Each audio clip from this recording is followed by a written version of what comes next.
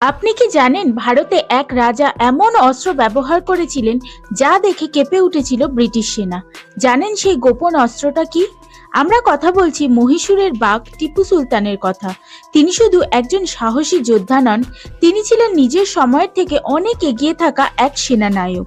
টিপু সুলতানের সবচেয়ে ভয়ঙ্কর গোপন অস্ত্র ছিল লোহার তৈরি রকেট।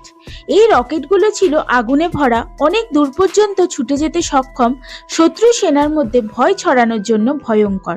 1780 সালের পল্লিলুরের যুদ্ধে এই রকেট ব্যবহার করে টিপু সুলতান ব্রিটিশ সেনাবাহিনীকে চরমভাবে পরাজিত করেছিলেন।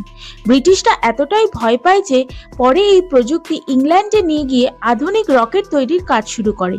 অনেকে বলেন টিপু সুলতানের কাছে আরও উন্নত অস্ত্রের পরিকল্পনা ছিল, যেগুলো ব্রিটিশরা দখল করার আগেই নষ্ট বা লুকিয়ে ফেলা হয়। আজও সব নকশা পাওয়া যায়নি। তাই ইতিহাস বলে টিপু সুলতানের আসল শক্তি ছিল বুদ্ধি, প্রযুক্তি ও সাহস। আপনি কি জানতেন এই গোপন অস্ত্রের কথা? কমেন্টে লিখুন। আর এমন যুদ্ধের অজানা ইতিহাস জানতে সাবস্ক্রাইব করুন এক্সপ্লোর হিস্ট্রি উইথ মি।